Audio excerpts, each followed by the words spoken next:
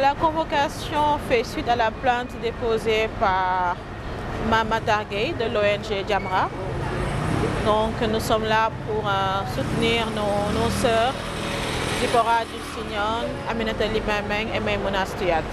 C'est une honte aujourd'hui de convoquer des activistes féministes parce qu'elles ont juste eu l'initiative de dénoncer les recrudescences des violences sur les femmes, les filles au Sénégal. L'activiste féministe n'a que ce rôle de dénonciation, de plaidoyer et d'alerte et de veille en ce qui concerne les droits des femmes. Ici au Sénégal, on a noté une forte hausse des cas de violences faites aux femmes fin 2024 et début 2025. Vous n'êtes pas sans savoir que depuis le début d'année, chaque jour, nous voyons des cas de violence sur des femmes qui vont jusqu'au meurtre. Et cela reste impuni. Nous notons une léthargie face à cette recrudescence. L'activiste féministe face à cette recrudescence n'est là que pour alerter, pour faire entendre sa voix, pour que des mesures soient prises. Si maintenant, au lieu d'agir pour endiguer ce phénomène qui fait rage, on convoque les féministes, c'est vraiment une honte, c'est vraiment un recul.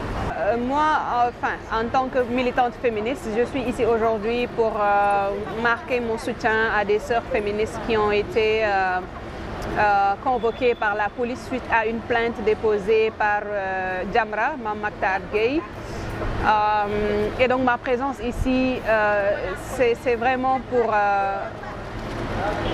soutenir nos sœurs et marquer aussi l'impertinence de cette plainte-là.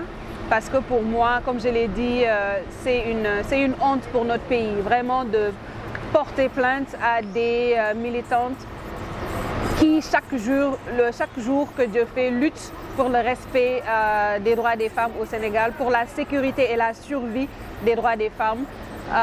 D'autant plus que depuis le début de cette année, on ne fait que dénoncer des cas de viol sur mineurs, des cas de victimes survivantes de viols suivis de grossesse.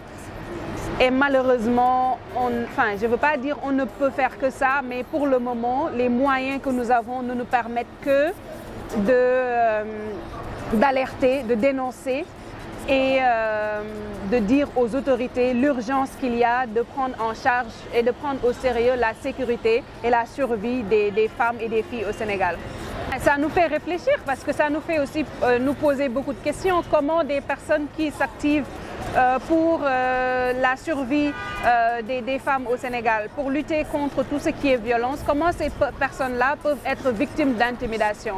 Comment ces personnes-là peuvent être victimes de silenciation de leur voix ou une tentative de leur retirer leur parole en public? Parce qu'en réalité, c'est le sentiment que nous